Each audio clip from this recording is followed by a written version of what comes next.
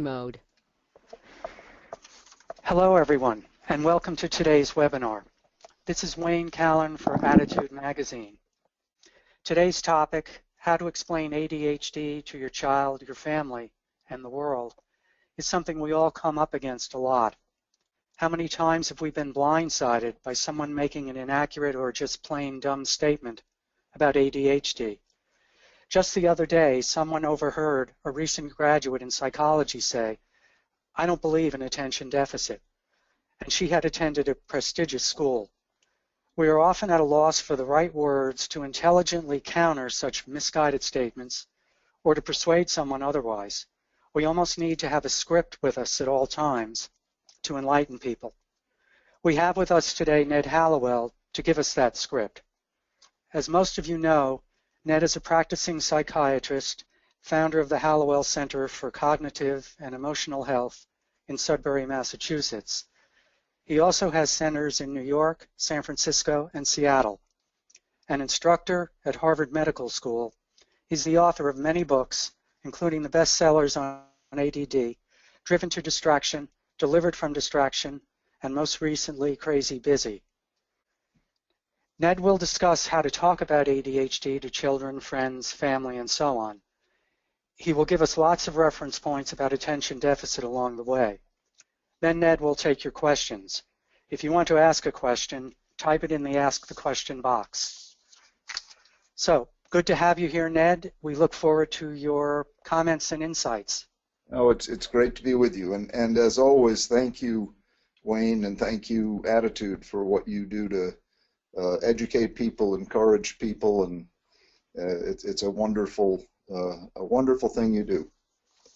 Thank you.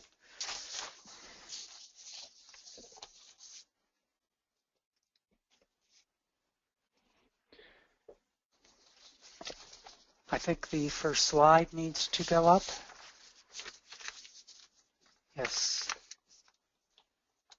So it says, "Mom, I feel so stupid, I just can't get things done at school. What is ADHD anyway?" Right. You know, it's so important for parents to make sure their child does not feel defective, disordered, diseased, disabled, because that's the real disability. Feeling that you are fundamentally flawed, and it's an ongoing effort, but it's absolutely achievable. When all three of my kids have ADD, and when my middle child was in 6th grade, the teacher asked the class to write down adjectives describing themselves, and then she said, "Now circle the 3 that you're proudest of," and my son circled athletic, creative, and ADD, and that's the way I think kids should think of it, and parents as well. Sure, it poses problems, but it also carries with it tremendous assets, and the way I sum it up, and many people have heard me say this, but having ADD, and it's a good way to explain it to a child, is like you have a Ferrari for a brain. You've got an incredible race car for a brain.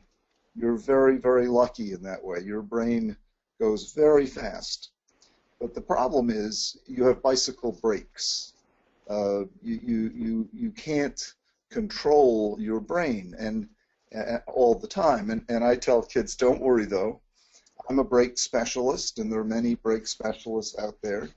And over the course of your growing up, and it does take years, I'm still working on it, and I'm 65, you learn to develop brakes so that instead of spinning out on curves, you can win races. And that's a very legitimate claim. That's not pie in the sky. And I always like to tell kids about famous people. I mean, I could, the man who founded JetBlue Airlines, David Neeleman, has big-time ADD, and he did so well founding JetBlue. He got bored, as people often do with ADD, and now he's founding a huge airline down in Brazil.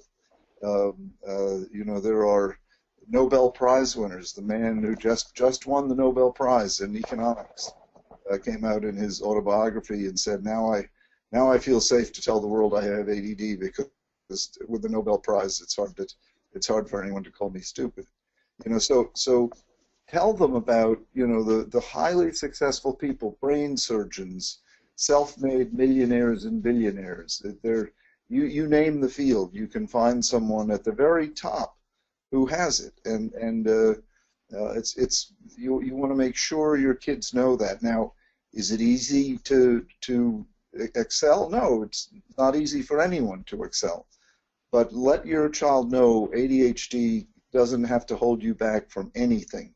I hear these terrible stories where guidance counselors say, well, you really can't go to medical school, or you really can't be an astronaut, or you really can't get a PhD. And that's just blatantly false. The man who invented the polymerase chain reaction in chemistry won a Nobel Prize and has ADHD. So you can achieve anything with this condition. Do you have to get special training? Yes. You've got to see a break specialist, you know, and you've got to work at it. But if you do put in that work, the results can be, you know, absolutely incredible. Now, if you don't, this is a condition that can also produce bad results. You know, a lot of the criminal prison population have it, the addicted population, the unemployed. So if you don't take seriously strengthening your brakes, your life can be, you know, can be really negatively impacted. It's very important at home, particularly because schools, you know, either don't know to do it or don't have time to do it. It's very important for you to explain it to your kids in terms they can understand. Keep it simple. And by the way, the race car with bicycle brakes affords a very non-shaming way of intervening. These kids get shamed a lot. You bad boy, why did you do this? You bad girl, why didn't you remember that? Instead, you should say your brakes failed you. That's not shaming. It calls attention to the problem. Your brakes failed you, and you acted impulsively, or you forgot something. But it's not impugning their character. It's not making them feel bad about themselves. And as I say, that's the real disability. These kids who get into high school and they've just bought into the fact that they're losers, that they just don't have it. That's tragic, because that then carries on for the rest of their lives. So you want to be sure to let them know, with the right help, strengthening those brakes, they can excel in life, achieve whatever dream they might have. And then when you do need to correct them, reprimand them, whatever, don't do it as a reprimand so much as your brakes failed you. So more reason we need to work on our brakes. Should we go on to the next slide? Yes. Okay. The teacher says to a child, Frank, I'm sending a note home to your parents about your laziness and lack of motivation in class. Can you tell me why you don't try? You know, these kids do try until they're broken down so much that they say, why bother? Because I'm just going to get in trouble anyway. So teachers who say things like that are really breaking the spirit of the child and really creating a problem. What the child, if he or she is brave enough to say to the teacher, they should say, you know, I really do try, and I'm frustrated, and I don't know why I don't get better results. Why don't we have a meeting with you and my parents and me and talk about strategies so I can get better mileage out of my brain power? Because I know I'm smart, and these kids tend to be quite smart. Schools for gifted genius kids are overrepresented with ADD. So it's not a matter of effort. I mean, telling someone with ADD to try harder is about as helpful as telling someone who's nearsighted to squint harder. You know, squinting helps a little bit, but there's a lot of better ways. I mean, effort always matters. Effort always counts.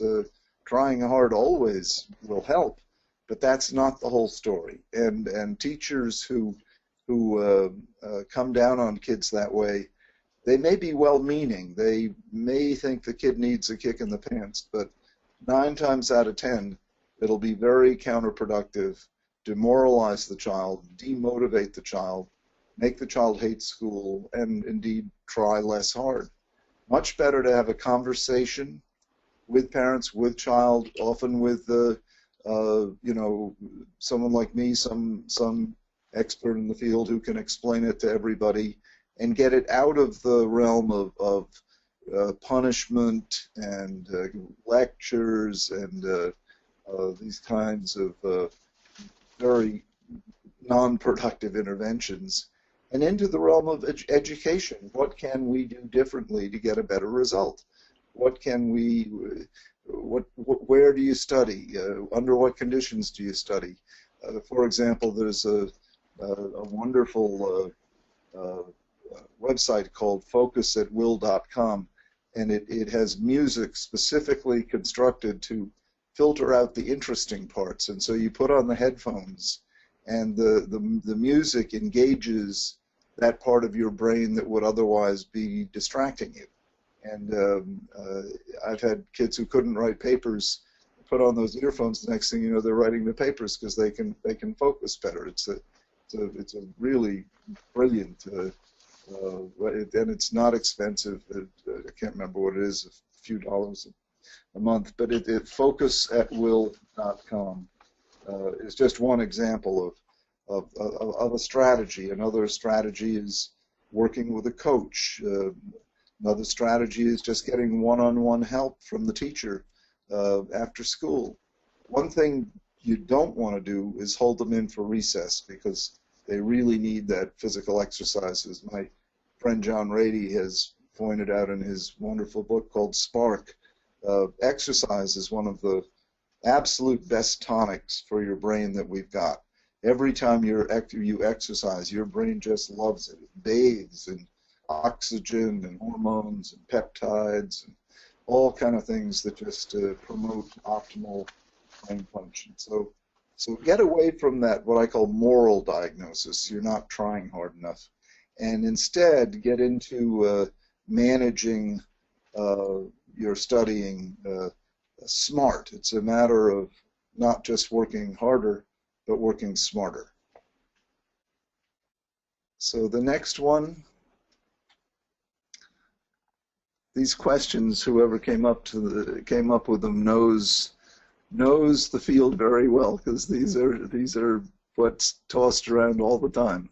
Mm-hmm. A coworker says to an adult diagnosed with ADHD, "I just don't believe in ADHD. It's just an excuse for bad behavior in kids and adults." Well, what I say, you know, ADHD is not a religious principle. It's not a matter of believing in it or not. It's a very well-defined, well-researched syndrome. It's like saying I don't believe in red blood cells, you know, or you know, I don't believe in the circulation of the blood. You know, there was a time where we didn't know there was a circulatory system, and people thought the blood you just filled your body up with blood like a bucket. And then along came a guy named Harvey, and he demonstrated the circulatory system. You know, there was a time where surgery was performed by farmers who'd come in, you know, fresh from plowing the field, manure all over their hands, and they'd amputate a leg. And we didn't know anything about germs and bacteria, and we wondered why they died. I mean, you know, this thing about believing in if you want to believe in something when it comes to health, believe in science. Don't believe in the internet. Don't believe in rumor. Don't believe in, well, the kid down the street took Ritalin and he became weird. Believe in science. Turn to experts who know what they're talking about. Don't turn to the zealots. Don't turn to someone who says, you know, Ritalin is the scourge of the devil, or the opposite extreme, Ritalin will fix everything from dandruff to, club foot. I mean, you want to find people who understand the medications, the physiology, the pharmacology, but also the psychology, and you really need a multimodal approach. As for convincing them, I don't like to get into arguments. I like to provide them with the information, provide them with the science. Probably the most informed man in the world on ADHD is Russell Barkley, and any of his books will give you all the science you could possibly want. That we have evidence of this from MRI, we have evidence from twin adoption genetic studies, we have evidence from metabolic studies using PET scans. We certainly have tons of just behavioral observation evidence before and after treatment. It's no longer a debatable point. When I first started learning about ADD back in 1981, it was, people debated, is this real or not real? Well, now we know it's real.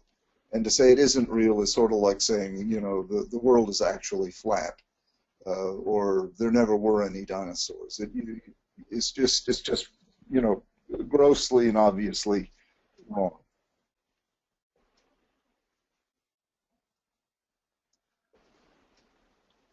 Okay, a relative says to a parent raising a child with ADHD, "Don't you think it's time to get tough with David? He acts up all the time when we're over at your house. It's a discipline thing." Well, the answer to that is, if it's a discipline thing, the discipline solution has been tried for thousands of years. These were the battered children. These were the kids who got beaten, spanked, whipped, whatever you want to call it, several times a day. And it had nothing but negative impact. If that were going to work, it would have worked. We've done the experiment, unfortunately, with millions, tens of millions of children, probably hundreds of millions of children. And we've destroyed them. We've ruined them. It's time to realize that this is not a condition that is a matter of harsher punishments. And if that relative really cares about David, then say, could I explain to you what it is? And some of them will say, you don't need to explain to me, it doesn't exist, and they'll blow you off. And, they show themselves to be the fool that they are. But others will say, okay, tell me about it. And then that's why it's good for you to have read a book or two, and so you can put it into plain English. This is a condition you're born with. It's genetically transmitted. It has pros and cons. You've got the creative, original, sparkle, intuition, entrepreneurial drive, energy, curiosity. But then you've got problems with inhibition. You do things impulsively, you say things impulsively, you sometimes can't sit still, sometimes you go off on tangents, you interrupt, you can be socially awkward, inappropriate, and that's what you need help with. And it's not a matter of punishing David. It's a matter of putting together a team that uses multimodal interventions, and by that I mean exercise, nutrition, meditation, coaching, sometimes medication. About 80% of the time medication will help. There are new upcoming other non-medication interventions that will become available. Most of all, you want to have people on your team, the teacher, the parent, the grandparent, the doctor, the coach, what have you, who like the child. One of the best treatments for pretty much anything is finding helpers who like you, who aren't always punishing you, disapproving of you, coming down on you. And these kids suffer from a like deficit disorder often. They don't get liked enough by the people in charge and in authority because they can be disruptive. no doubt about it. They can be a handful, but this is where teachers earn their spurs, you know. A lot of kids, pretty much anyone could teach. ADD kids really need a teacher who gets it and can like them and can draw them out, because when these kids get into it, you know, they can super focus. This attention deficit is a misnomer. These kids, when they're into something, can focus better than anyone. So it's a matter of engaging them, inspiring them, and if you do that, then you get a Nobel Prize winner on your hand. If you don't do that, you get someone who's on his way to dropping out. Let's see, teacher makes a comment to a parent about her daughter diagnosed with inattentive ADHD. Patricia is very shy in class and seems to daydream. Is there something going on at home? Is she depressed about something? Well, that's a perfectly reasonable question, and it's good the teacher can ask. Often around these issues, teachers are reluctant to ask, and indeed, a depressed child can look like a child with inattentive ADD. So it's worth exploring that, and that's a very fair question. But if you take a careful history, then the parent can say, no, she's not depressed. She gets home, she's happy, she's playing, she has friends. She's just quiet in class, and that's because and by the way, the girls are the ones who get diagnosed the least because they're not disruptive. They tend not to be disruptive. They don't overturn chairs and throw spitballs and, you know, trip the kid up who's walking past them. They sort of sit in the back of the room staring out the window, twirling their hair with their finger and counting the specks of dust in the shaft of light coming in. And you have to ask them, what is it like to be in the classroom? And they'll say, oh, it's fine. I'm almost never there, you know, because they're off in their own world. If you can lead the parent to understand that and give her a book, obviously I think my books are good, but there's plenty of other books. My books are very user-friendly, driven to distraction and delivered from distraction. So they're usually books that parents can get and understand, and then work with the teacher. Don't lecture the teacher. That sets up a kind of power struggle. But say to the teacher, you know, thank you for noticing something's going on with Patricia. It's actually not depression, because I can see that when she's at home. It's that she has this inattentive ADHD that we need to work with. And thank the teacher for calling it to your attention. A rule of thumb, very important, make friends with teachers. Don't get into hostile relationships with them, because it almost never pays off. Even if the teacher is clearly not getting it, best way to bring her or him around is to make an alliance, make friendship, find out about their life a little bit, and then begin to introduce the information you have. Friend says to an adult with ADHD, we all have a bit of ADD, don't we? Our lives are just too crazy busy. And that's absolutely true. I in fact, wrote a book called Crazy Busy, and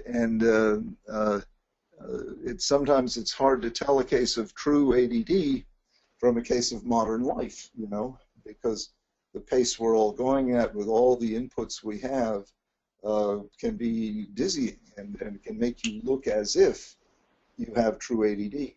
What you need to do is what I call the Vermont test. You take the person and put them on a farm in Vermont and come back in a week, and if they're quietly sitting in a rocking chair on the porch reading a book, then it was fake ADD, pseudo ADD.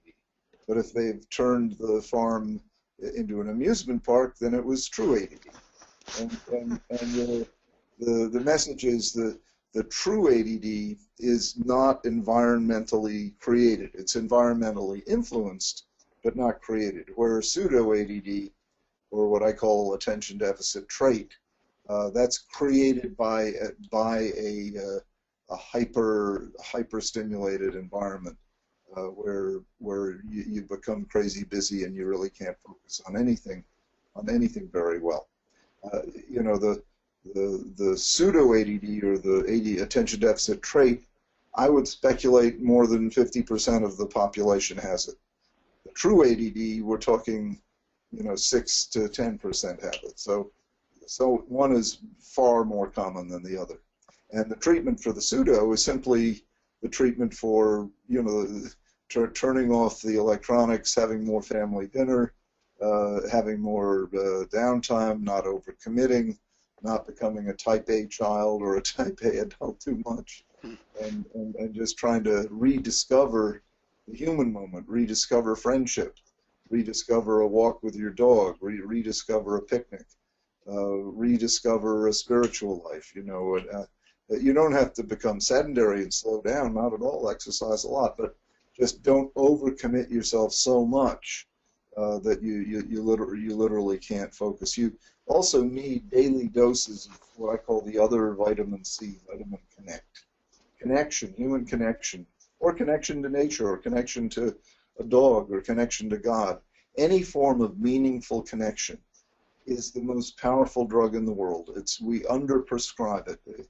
Leading a connected life, and by that I don't mean access to the internet, leading a life that is rich in meaningful connection, that is the best antidepressant. It's also the best inspirational element. It's the best motivator, the best stabilizer. It promotes health and longevity. Push that. Push connection in those ways. And whether it's a child or an adult, then it'll work wonders.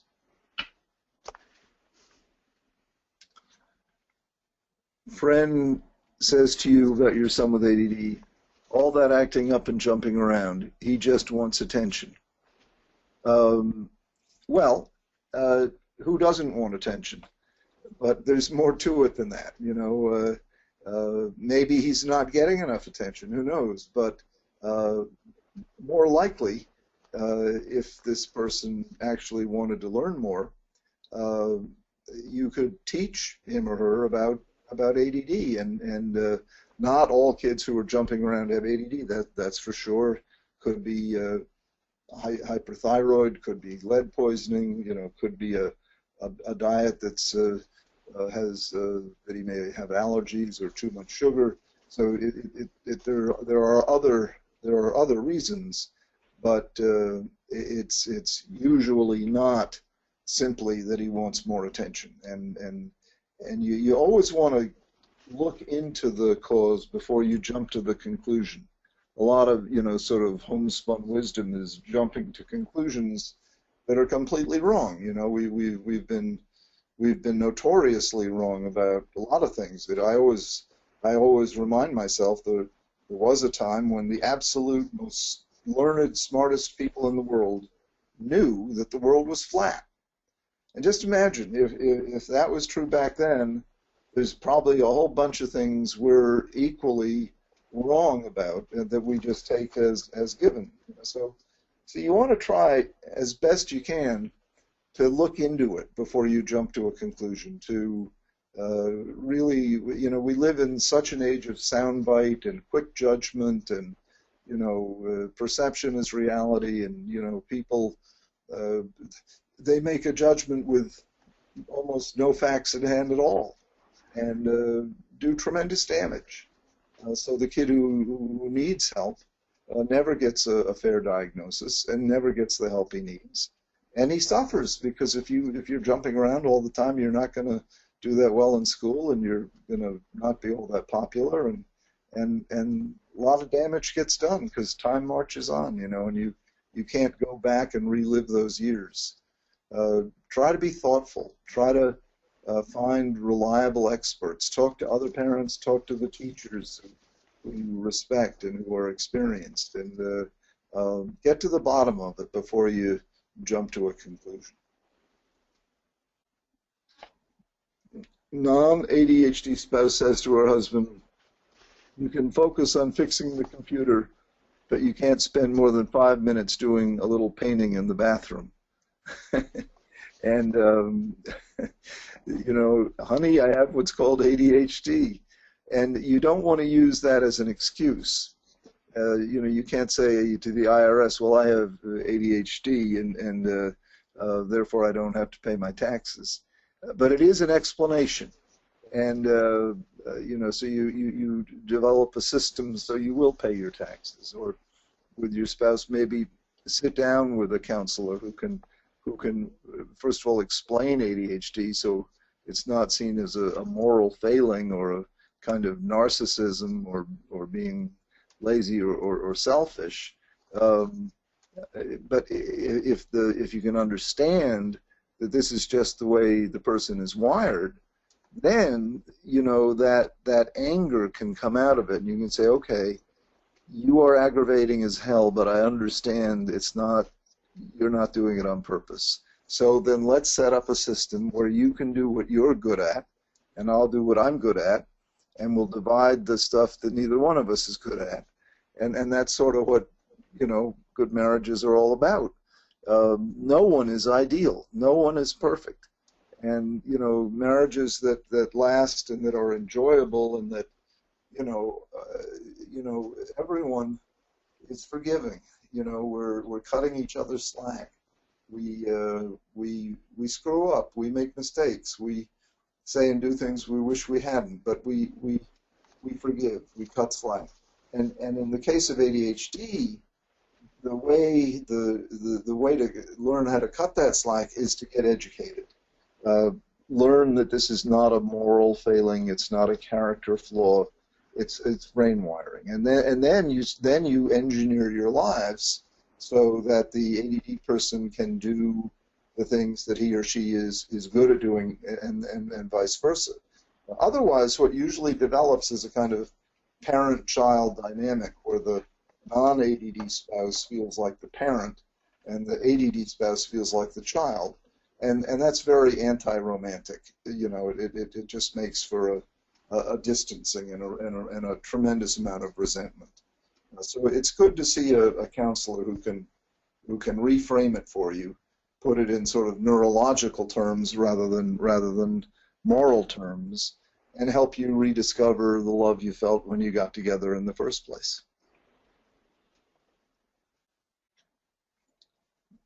Best friend says to a parent raising an ADHD child, "You're medicating your child at his age? I can't believe you're doing that. Big mistake. Just lay down the law and make sure you give him consequences." And you know, if you like this friend and it says best friend, then you'll take it seriously and you won't just say, well, it's none of your business. If it's your best friend, you say, you know, you're my best friend, and I really need you to understand what's going on here. Please give me, you know, the time to explain it to you. And then explain to her or him what ADHD is, what medication is, the amount of research that's gone into validate the use of these meds when they're used properly are very safe and effective. They've been around since 1937. There have been over 100 studies on them. Can they be misused? Yes, they can be misused. But when they're used properly, they're a godsend. They work like eyeglasses. They help you focus. And giving a child a medication, you know, at age 6, gee, we give penicillin at age 6. You know, we give aspirin. We give any number of meds at age 6. So I don't see why the stimulant should be considered, you know, some special medication that's off limits for kids who are, you know, say age 6. Indeed, they are very safe, and as long as they're used properly, and you just get in the hands of a good doctor, and they can work wonders. But don't let this ruin your relationship with your best friend. You know, you've got to say, look, we love each other. You've loved each other for a long time. Please let me explain to you what this is all about, because Most people don't get it because the internet is full of misinformation, and the press often misrepresents it. And I don't want this to be a impediment in our relationship. And you have the truth on your side. I mean, you're doing your best for your child, and you want your best friend to know that. I mean, obviously, I wouldn't do something to my child that was dangerous or was going to cause harm, and then let me explain to you the science behind it. And if it's really your best friend, that won't be hard to do, and it'll be an eye-opener.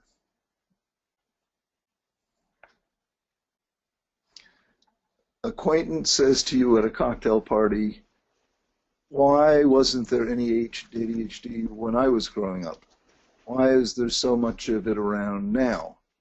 2 words, pharmaceutical companies.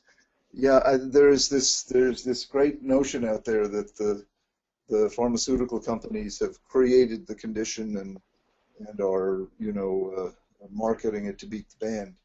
And certainly pharmaceutical companies do marketing, and you know, they can be pretty manipulative. But the fact of the matter is, we're very lucky to have these medications available. The reason it wasn't around when I was growing up is the research hadn't been done. It's the same reason, you know, we discover new medical conditions all the time. The research hadn't been done. When I was a kid, there were 2 diagnoses, 4 diagnoses, smart and stupid, and good and bad. And if you were good and smart, you got rewarded, and if you were bad and stupid, you got punished. And that was it. That was pretty much the field of child intervention.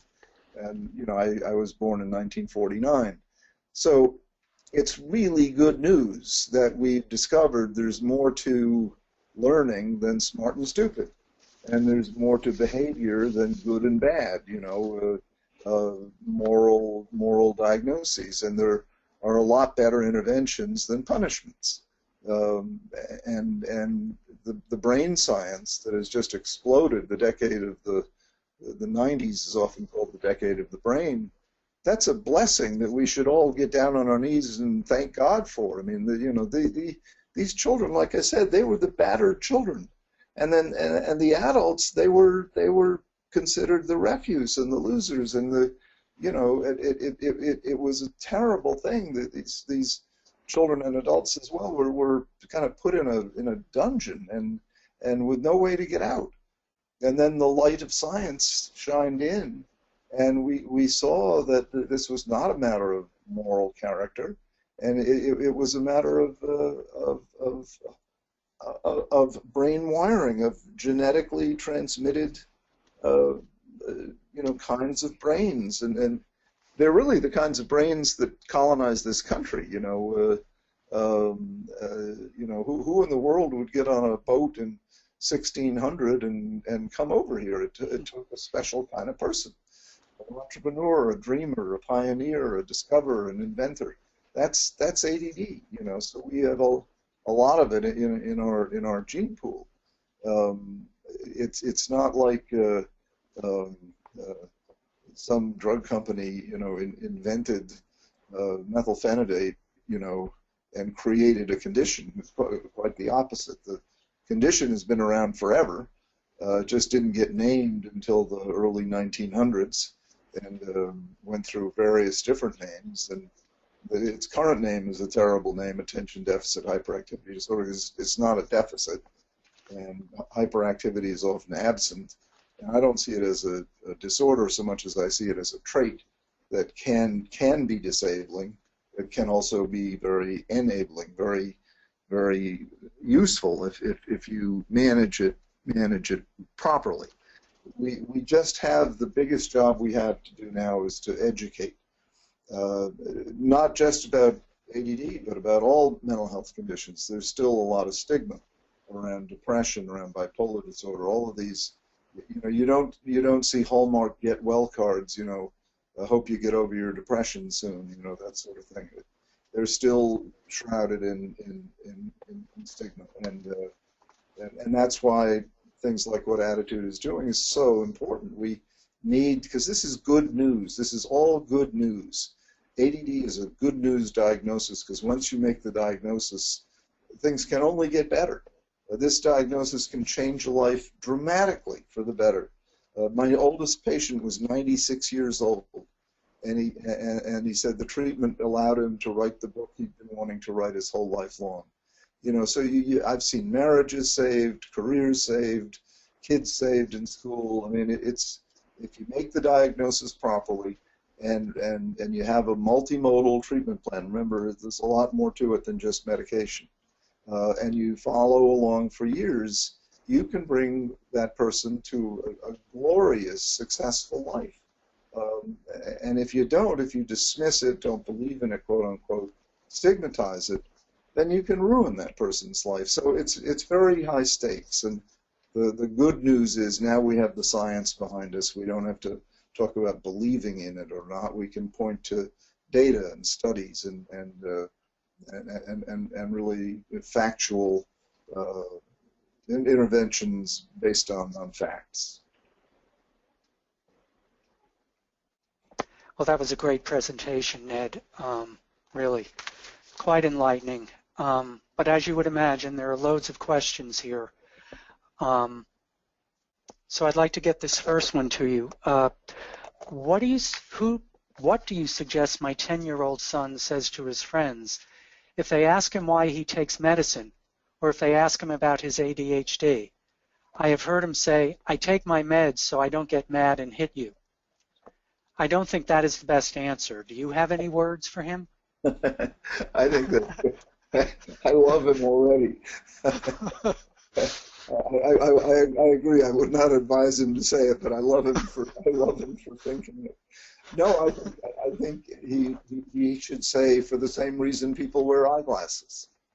I have trouble focusing sometimes, and the medicine helps me focus the way other people's eyeglasses help them focus. It's a very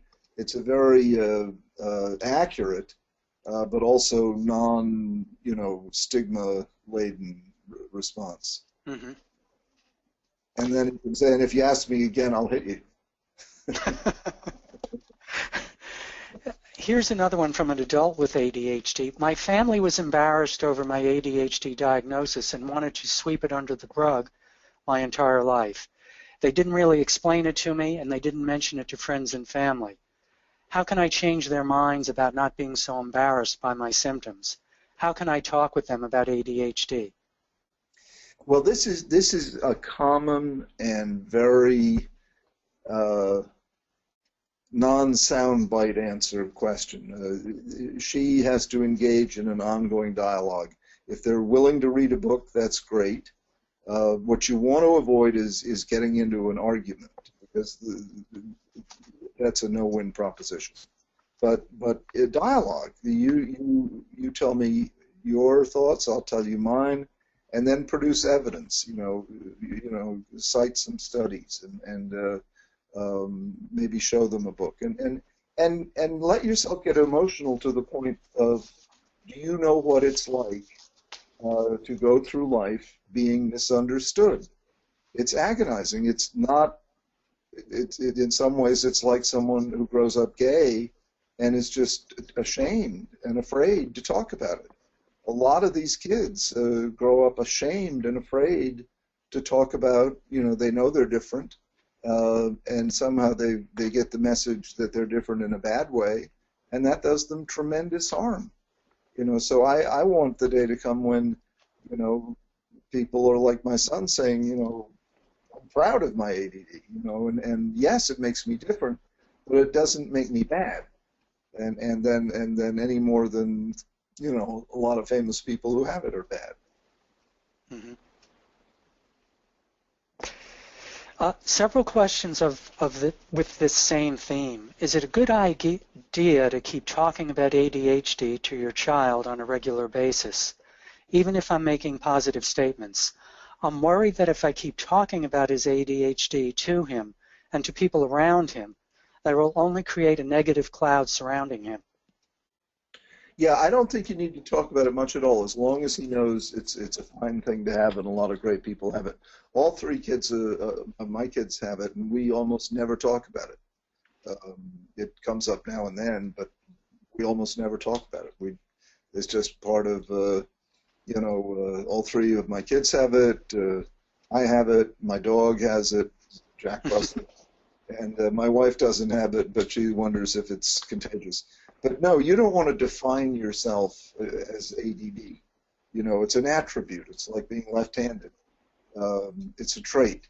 But you want to understand it, but not have it be, a topic of daily discussion. Mm-hmm. An adult with ADHD asks, how do I explain my condition to my employer? Suppose he doesn't believe in the condition, or worse, holds it against me. I lost you there. How what? How do I explain ADHD to my employer? Wayne? Yeah. How do I explain ADHD to my employer? Do you hear me now?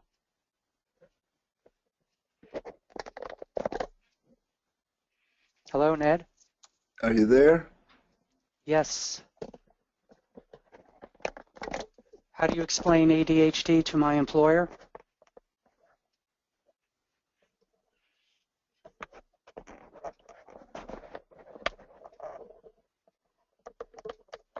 Ned? I guess we lost each other. I will try to work on fixing this. 1 second, everyone. Ned, can you hear me? Ned?